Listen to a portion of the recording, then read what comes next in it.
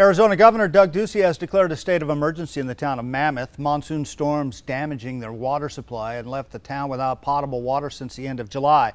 News 4 Tucson's Nick Vincent is live in the town of Mammoth right now with the latest for us. Hey, Nick. Hey, John. Well, we've been talking to some residents who live out here, and they say that this has been a big problem for them for the last couple of weeks because it's not just the water. They've also had problems with the roads, and they've had problems with the power. You look at some of the businesses in the area, and they're essentially empty.